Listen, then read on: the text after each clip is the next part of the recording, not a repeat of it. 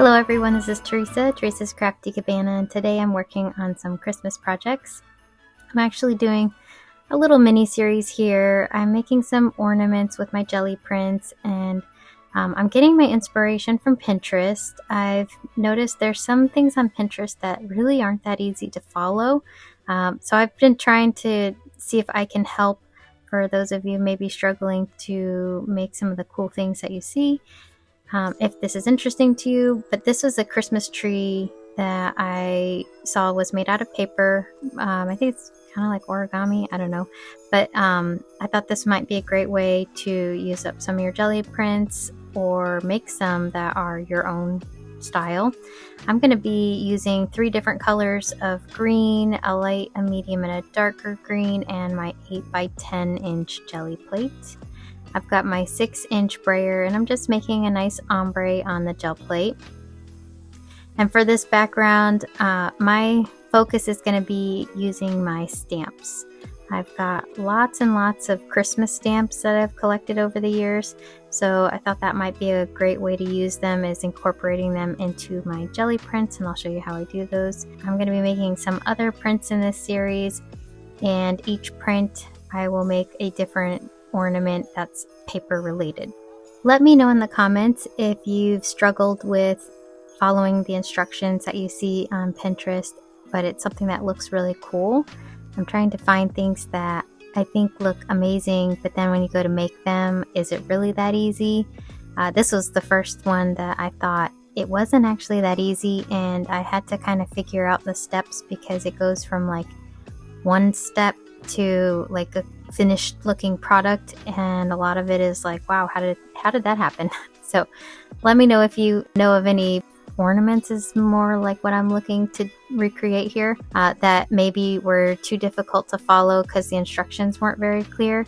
That's what I'm hoping to see if I can follow them, if I recommend them, and if they're like who they're made for. So for example, this project that I'm making today, the Christmas tree, there's a lot of folding involved. So I would say for those of you maybe have arthritis, or your fingers, don't bend that well, or anything like that, this one might be a little much for folding and how much you have to manipulate the paper. But if you make them bigger, a larger one, this is the largest I could get on my gel plate, but some larger gel plates are like much bigger, 12 by 15. I don't remember what the larger sizes are, but if you have a really large gel plate and you're able to make a much larger piece of paper, or even if you wanted to use, I wouldn't use scrapbook paper like the cardstock, that's going to be too thick for this,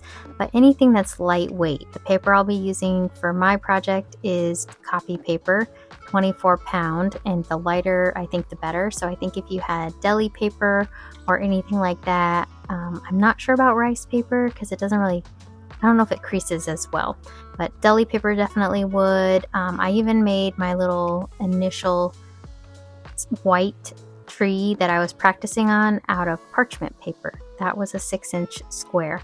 And then the one that I'm going to be making from my jelly print, that's going to be an 8 by 10 inch, and I cut that down to an 8-inch square.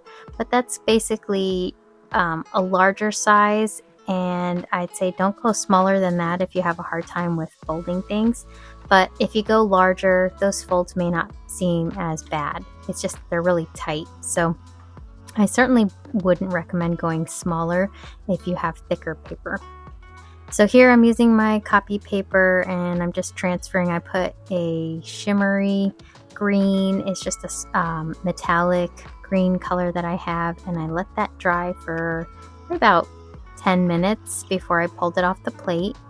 And now I have a nice patterned paper here with my ombre green, my little trees, and some mittens. And it has a nice shine to it, which is what I really wanted, because as you fold this paper up, that shine is what's going to catch the light. So just showing you a peek here. These are some of the other Christmas papers that I'm making in this series that I'll be turning into different projects for each one of them. But here we're going to be working with the green one first.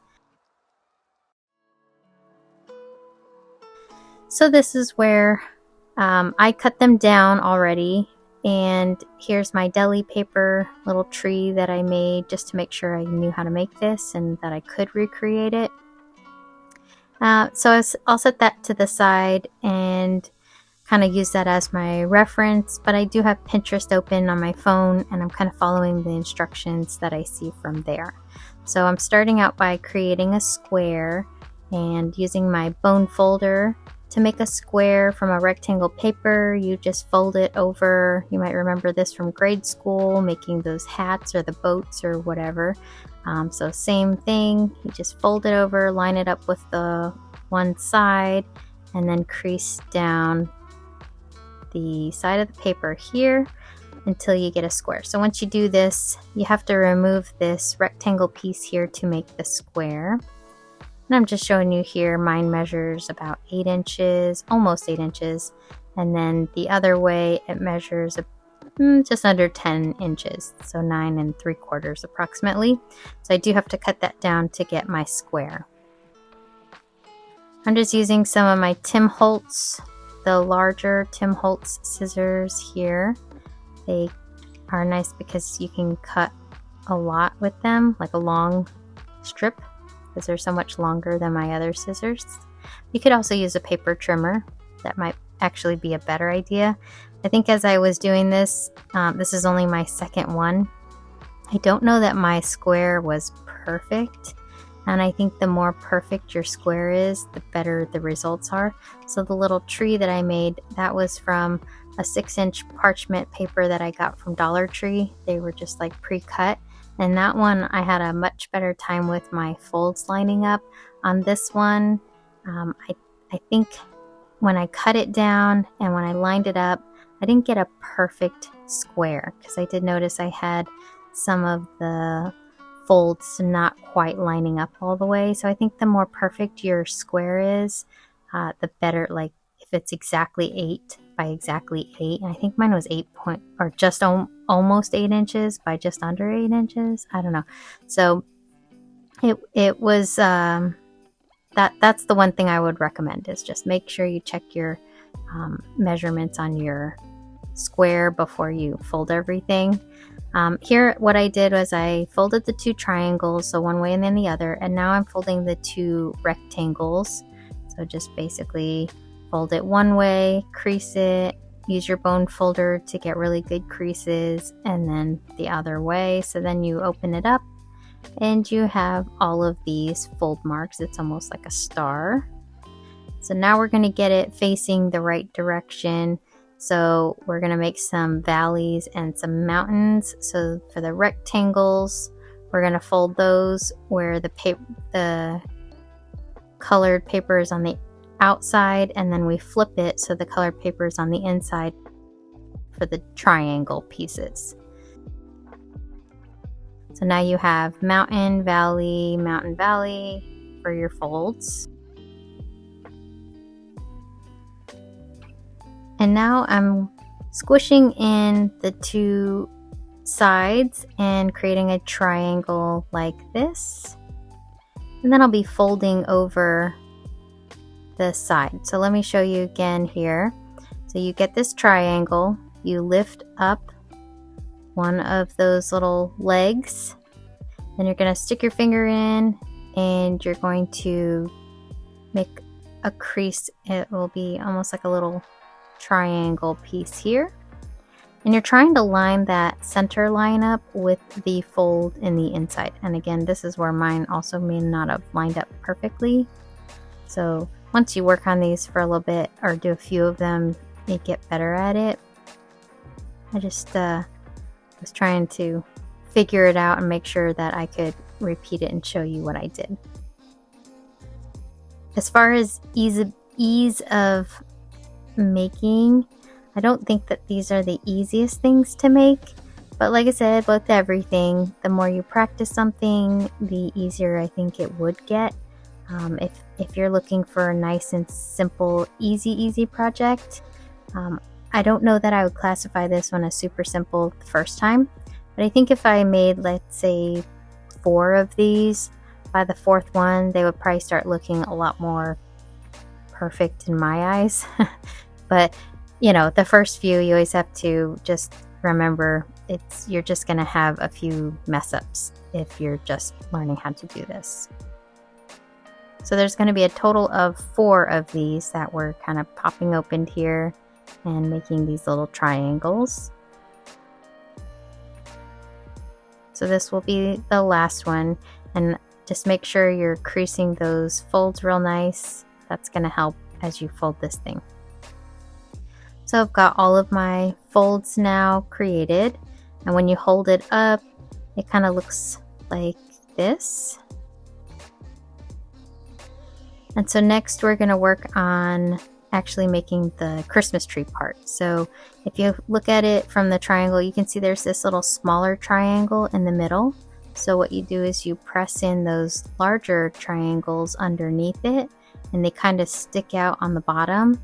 And then the green part, the paper part, is the Christmas tree. And then you're going to be cutting off that excess paper on the bottom. So here again, you just kind of you might have to recheck where your lines are, where your folds are from the first fold, but that's what you should get for that side. And then you do it one more time, flip it over, and then again, this is the little triangle here, so you pop in those 2 side pieces until they fit underneath that little triangle.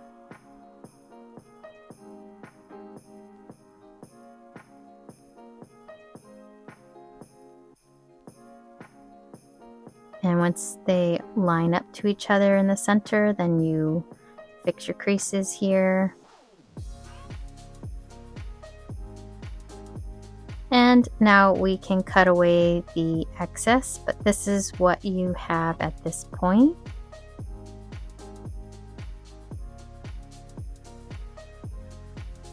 So you just make a straight line across.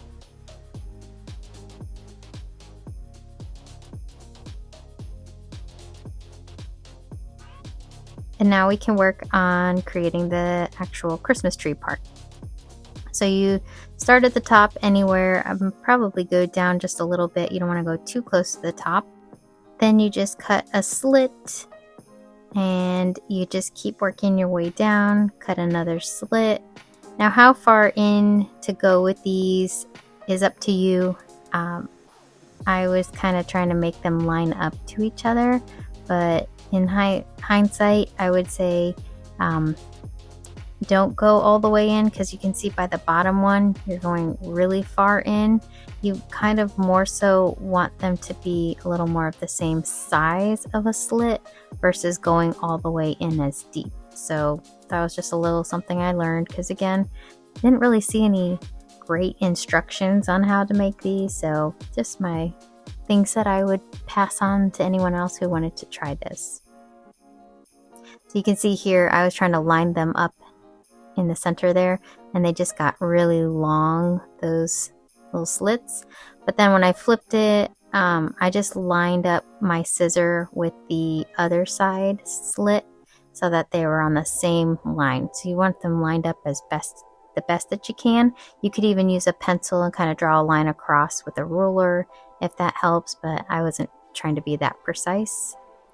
So here's what I have for my slits, and now what we're going to do is work on that folding part. So again, this is going to be a little bit more tricky. Number one, the thicker your paper is, and number two, the smaller your little triangles are. So here you go in from the top half of the slit, and then you go over until the edge of that little, I guess it's a square kind of. So yep, so you go from the top, kind of fold it in, and then you go all the way until the little pokey part of the tree, and then you just crease that down. And so you just keep doing that as you go.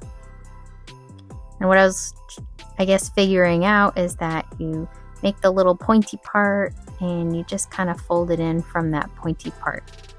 And that kind of guides you with how far in your slit really should be. So on some of mine, I didn't even go in the full length of the slit.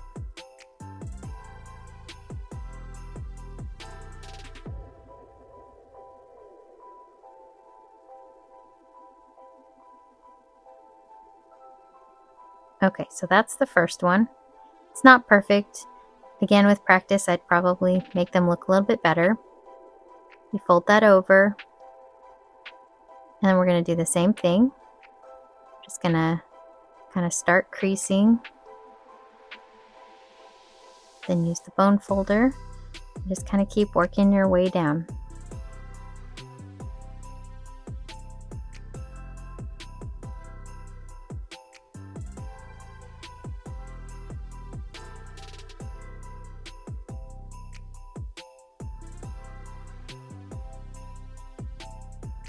And you can already see it's starting to take shape, and it already looks like a Christmas tree.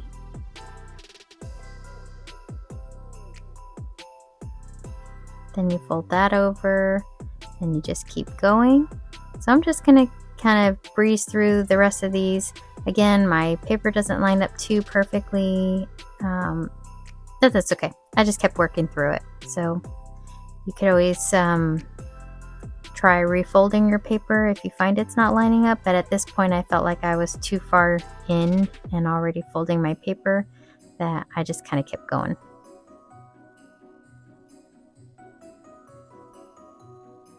And actually at the end you will see that it doesn't really make that big of a difference. The only difference it's going to make is to you, the creator of it, because you'll know what your flaws are.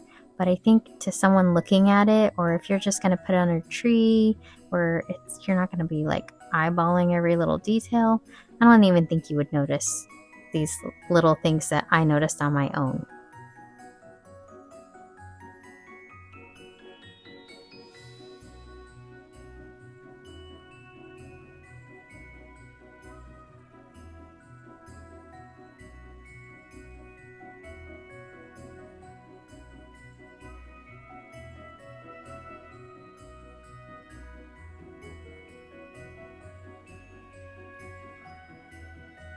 Okay, so we've got all of our little pieces folded, and then I've got some of the white showing, and I realized as I was kind of pulling it back and like stretching it out, making all the little pieces line up right, it kind of looked like snow on the edges. So I actually liked how that turned out, and I didn't mind it at all. So yep, that's how my, I guess, second one technically turned out, but it's my first Gelli printed one. So the Gelli paper, or the parchment paper one, was super thin and really easy to fold, and I had a much better time folding those little pieces. The Gelli printed piece was pretty easy, and you could turn this into an ornament by cutting a hole at the top and then putting some string or cord through it. You could easily decorate these. You could put little ornament type things on the little branches.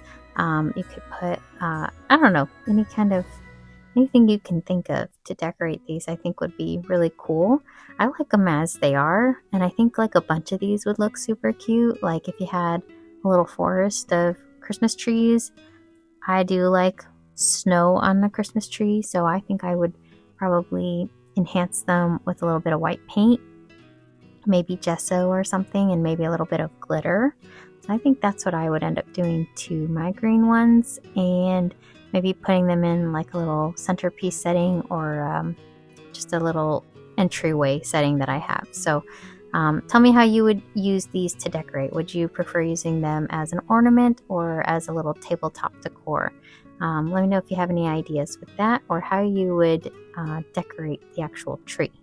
So thank you for watching and being here, and stay tuned for the next video. That's going to be one of my next ornaments that I get inspiration from Pinterest.